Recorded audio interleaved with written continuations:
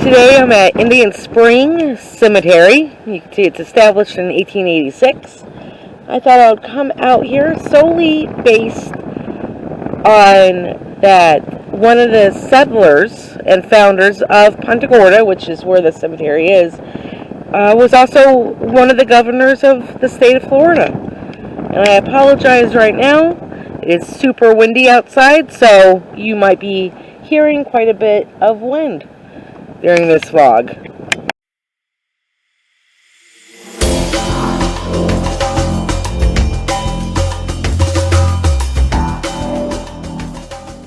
Here is the historical marker. I'll go ahead and kind of glaze over it a little bit instead of reading the whole thing. Indian Spring Cemetery was created in 1886 on this land that was donated by James L. Sandin, 1858 to 1903, who settled on Indian Creek in 1884. Additions were recorded in 1891, 1951, 1974, 1975. The name came from a small creek that was thought to have been used by native tribal dwellers. The 40-acre cemetery is the second known graveyard established in Charlotte Harbor area and the first publicly owned burial ground. And it's currently maintained by the county. Sandin was a young man who became a leading citizen of the newly formed city of Punta Gorda. He is one of the many Florida pioneers interned at Indian Spring.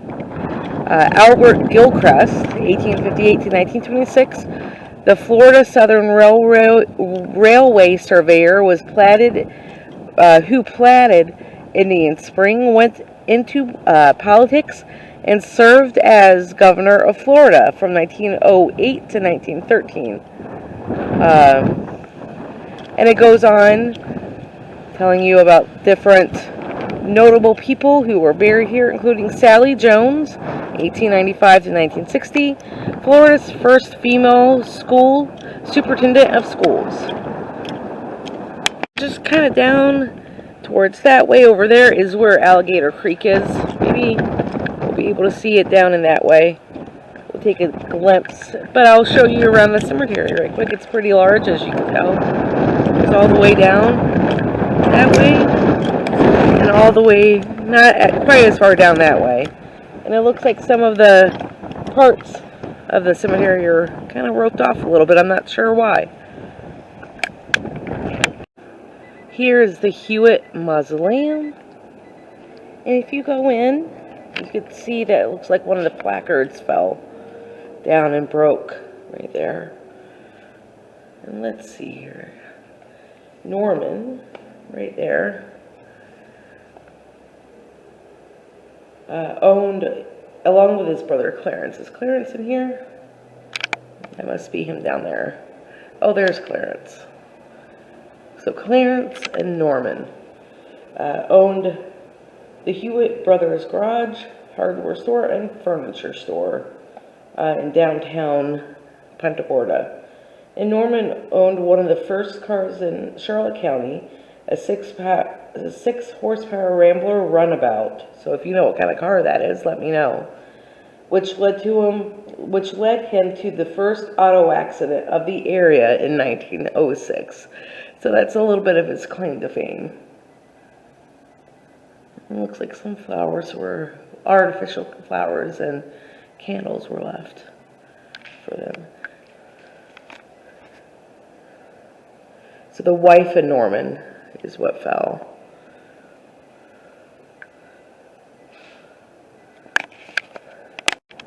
In Norman's, the Hewitt Mausoleum actually faces the Babyland section of the cemetery. This is one of the sections that's kind of roped off a little bit, so I won't go over what they roped off, but the Babyland section is the section of the cemetery that was used for babies, and it would be free plots that were given to the parents. And then right over in this area, you can kind of see that it's a little bit open. You can see a couple graves in the back, a few over there. But this is also Pauper Field, which would be where the people who don't have the money to pay for a burial would be laid to rest. So many of them don't have the head markers. It looks like some of them do, so maybe folks came later and paid for a head marker. So yeah. The interesting thing about this cemetery is, even though it was founded in the 1880s, it's still an active cemetery. So you could still buy a plot here and be buried. I think a lot of the newer cemeteries or plots are over on the other side, though.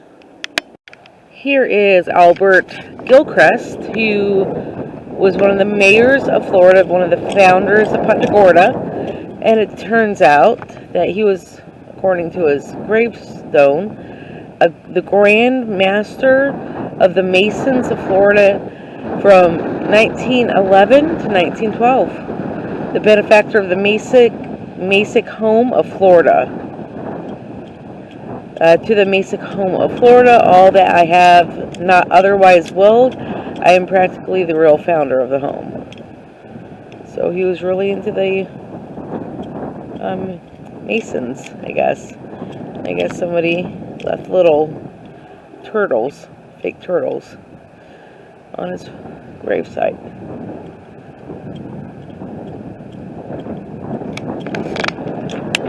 This sign says, the first recorded gravesite,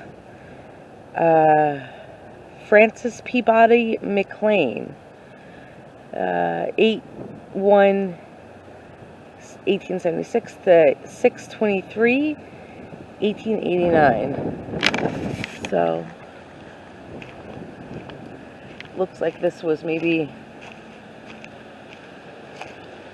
is that her, Elizabeth? Francis Peabody. So you could see actually on that one, it does say Peabody. So that's the first recorded gravesite of this cemetery. Not to say that there aren't others buried here, but she was the first. Well, maybe he, Francis, could be a man as well. Elizabeth McLean, and then another McLean. So it's an old plot right there. And as you can see just right there, that would be Alligator Creek. It looks like it might kind of wrap around here because there's a little bit of an indenture here. I wonder if this is where the springs would trail out at. I bet it was, because it kind of wraps around here.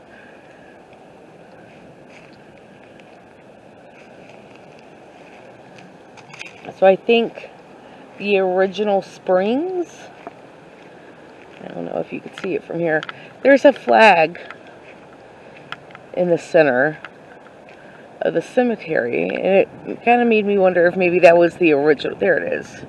You could see. That's kind of the center of the cemetery, and it's kind of close to where it says the original springs was. So I wonder, maybe this was the offshoot from the springs. Coincidentally enough, the governor's gravesite is right there, so he was pretty close to the water's edge. So I just looked up Francis Peabody McLean, and it looks like he was the son of George W. McLean, so it was a man, and Emma Peabody McLean. George, his dad, was a Civil War vet who served as the mayor of Punta Gorda, justice of the peace, and commissioner of DeSoto County before Charlotte was formed. So Charlotte County, the county we're in, was originally a part of DeSoto County but broke off later on. So DeSoto County still exists, it's just the neighboring county. So it doesn't say much about him, Francis Peabody,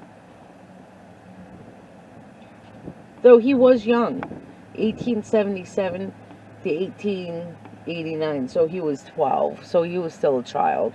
So that's who that is. And I'll be willing to wager that the other two grave sites that we saw there were probably his parents. So just to give you a little bit backstory of the oldest known plot in this cemetery. A little baby that passed away. It looks like somebody left a little doll for her. Actually, Springs might have been over in that area. Not entirely sure. I have a map, but reading the map still is hard to make out exactly where things are. I've actually been kind of walking around trying to find a grave site that I thought would be interesting to show you. And I know I'm in the right area, I just can't find her. So I'm not entirely sure where she might be. But I always, being that I'm in the area, and I know I am, thought I would read her story to you. Mary Laner Johns, 1874 to 1964, was a daughter of early Punta Gorda settlers.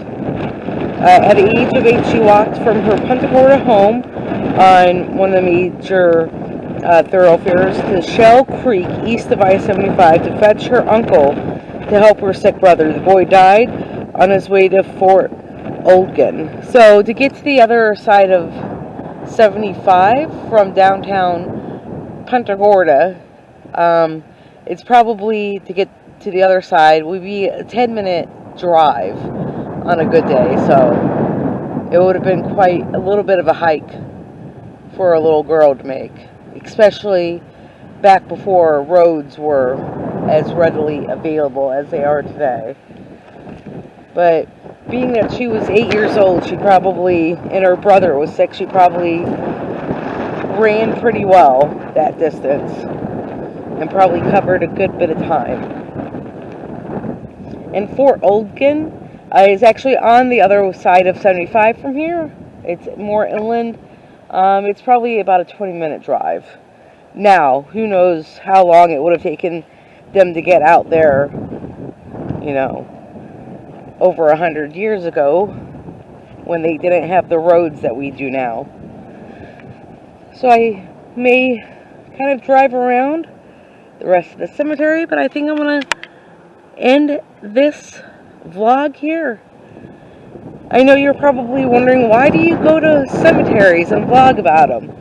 Well, I enjoy learning about the history of the local area, and I thought it was kind of cool that there was a former Florida governor here. So I always have I'm always drawn to older cemeteries that have a little bit of history to it. So this was one of the last cemeteries that I was planning on coming to for a while. There's still one more vlog that I'm planning on doing for a specific person who you could visit their gravesite of. So that should be coming up in the next couple months or so. That he is up in the Orlando area. So, yeah. I hope y'all have a good day. I'll see y'all soon. And take care. So I'm on the other side of the cemetery now. And you can definitely tell that this is the newer side, because the grave markers seem to be newer looking. It looks like they have parking, actually.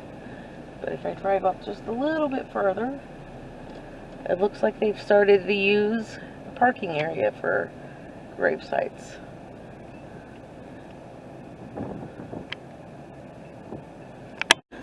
So quite a few of the cemetery plots have bells and wind chimes, as you could probably hear it.